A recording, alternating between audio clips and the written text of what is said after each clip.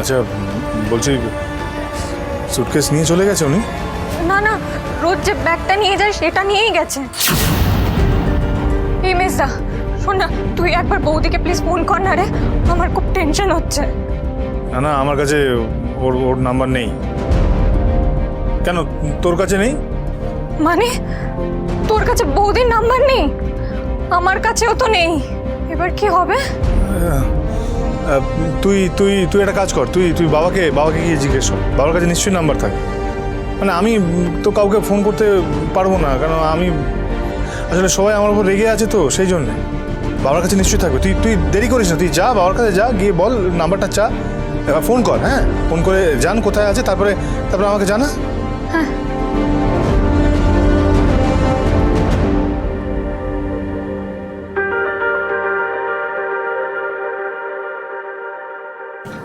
যোগুটি বাড়ি ছেড়ে চলে গেছে, তোমার ভালো লাগার কথা। আমি তো এটাই চাইতাম সবসময়, যে আমাকে ছেড়ে চলে যাক, বাড়ি ছেড়ে চলে যাক।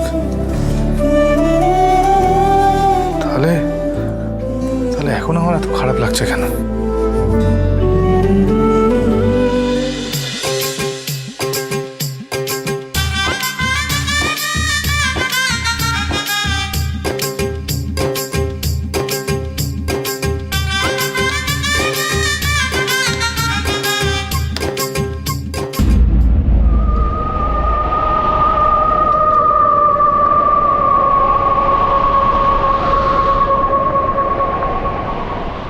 হঠাৎ করে এসব কি হচ্ছে? হ্যাঁ কি এই कहीं दीप जले कहीं दिल जरा देख ले आकर এসব কি গান? হ্যাঁ কোথায় গেছে গানটা?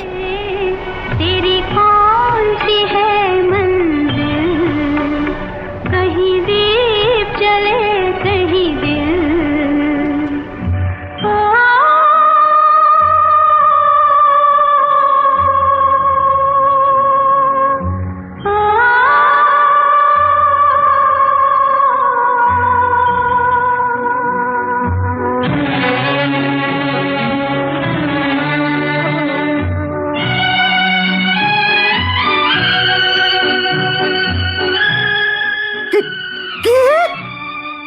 আমি ভুলি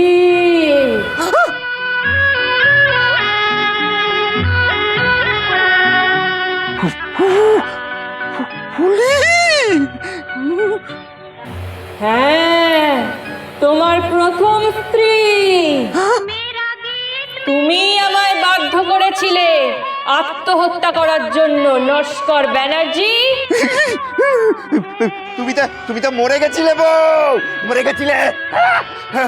তুমি তো মরে গেছিলে, আমি নিজে হাতে তোমাকে দাহ করে এসেছি। তুমি এখানে কোত্থেকে আসবে? নরক থেকে।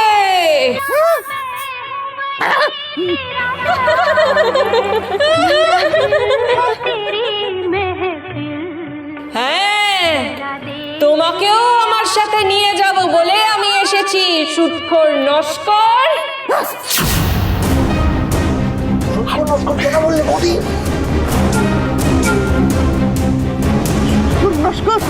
তুমি তো আমাকে এই নামে ডাকতে না ফুলি, এই নামে তো পূজা ডালেই আমায় ডাকে।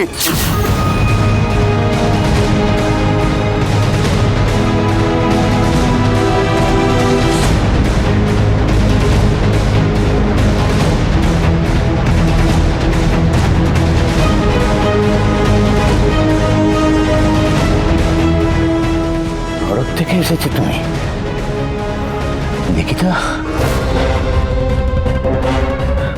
দেখি তো তোমায় একবার ফুলি।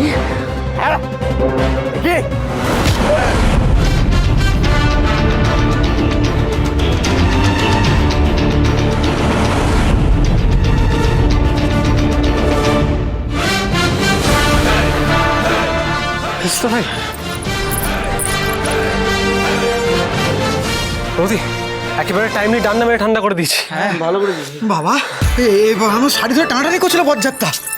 আচ্ছা ঠিক আছে ঠিক আছে, আর এখন অন্য কথা নয়, যেটা নিতে এসেছি সেটা আগে নিয়ে যাই।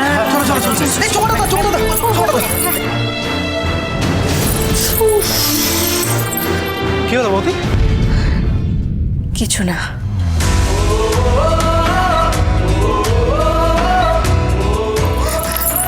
চলুন চলুন। হ্যাঁ এই জায়গা বাবা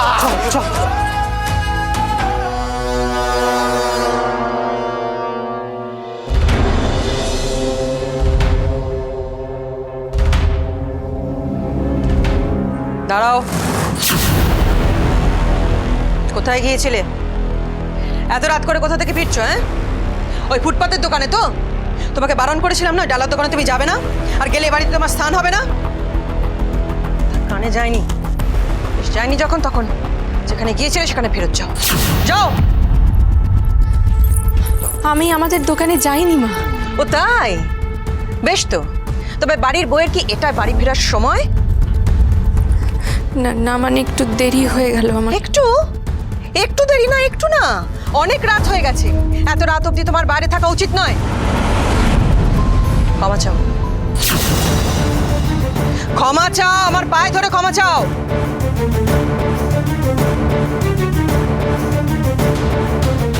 ওরকম হাঁ করে তাকিয়ে দেখছো কি? বুঝতে পারলে না কি বললাম? আমার পা ধরে ক্ষমা চাও। আগে তুমি আমার কাছে ক্ষমা চাইবে, তারপরে আমি ভেবে দেখবো তোমাকে আদৌ ক্ষমা করা যায় কিনা। ক্ষমা চাও, যাও ক্ষমা। পূর্ণিমা, কি সব বলে যাচ্ছ? হ্যাঁ, কেন ক্ষমা চাইবে ও? কিসের জন্য? এখন তো মোটে রাত 9:30 বাজে। হ্যাঁ মামুনি, ঠিকই তো, এমন তো কিছু রাত হয়নি। আমি তো নিজেই এই সময় টিউশন থেকে বাড়ি ফিরি। এই কি বলছিস তুই? শুনলে মা কি বললো? আজকাল সব ব্যাপারেও নিজের মতামত দিতে শিখেছে। ও সবই সঙ্গদোষ।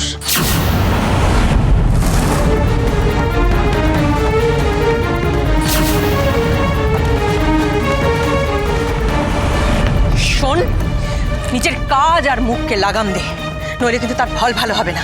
যেরকম চুপচাপ এতগুলো বছর এখানে আছিস, এই বাড়িতে আছিস, ঠিক সেরকম ভাবে থাকবি। আর শোনো, তোমাকে একটা কথা বলি, শাশুড়ি আর ছেলের বউয়ের মাঝখানে ঢুকো না, কেমন? এই মেয়ে, কথা কানে গেল না? কি বললাম? এ বাড়িতে থাকতে গেলে তোমাকে আমার কাছে ক্ষমা চাইতে হবে। কিন্তু আমি তো কোনো ভুল করিনি, তাহলে ক্ষমা চাইবো কেন?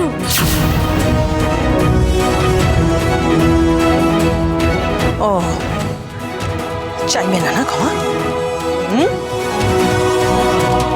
ক্ষমা চাইবে না? হবে না চাই। ছেড়ে দাও, কি করছো কি? পূর্ণিমা, পূর্ণিমা, আরে তো করো না। পূর্ণিমা, তোমার বেশি চড়ো চড়ো। পূর্ণিমা, এটা কি করছো? কি দোষ করেছে? এটা কিন্তু তুমি অন্যায় করছো। এগুলো করো না, করো না। অন্যায় করছি? ন্যায় অন্যায় জ্ঞান দিতে এসছে আমাকে। আমার বাড়িতে থাকতে গেলে এটা আমার বাড়ি, আমি যা বলবো তাই করতে হবে।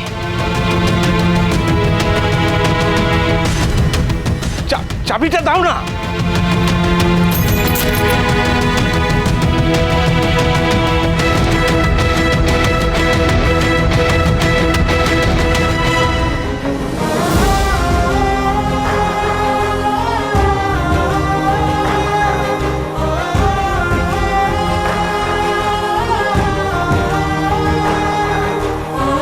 কোন সংসারে এসে পড়লাম মা সিদ্ধেশ্বরী?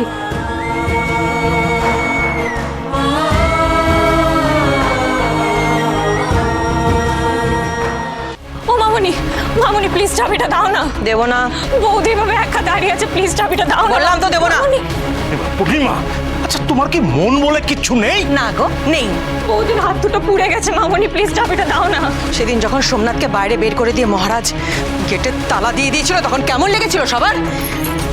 একই জিনিস আমি করছি, এবার বুঝবে মহারাজ। মামুনি, তার জন্য তুমি বৌদির উপর এভাবে প্রতিশোধ নিও না। এই তুই মায়ের মুখের ওপর কথা বলছিস? না মোটা, আমি তো শুধু চুপ।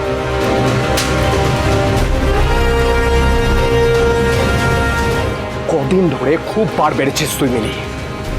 একটা কথা মনে রাখিস, নিজের জায়গাটা ভুলে যাস না, বুঝলি?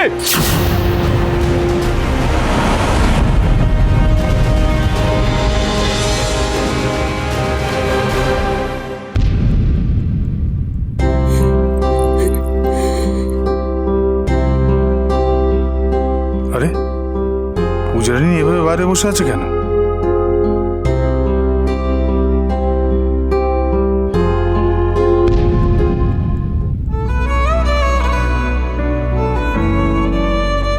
আর এটা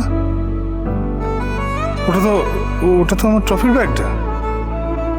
এটা তো আমি ভ্যাটে ফেলে দিয়ে এসেছিলাম। এটা ওনার কাছে কি করে এলো? আশ্চর্য তো। উনি কাঁদছেন মনে হচ্ছে। আবার কি হলো?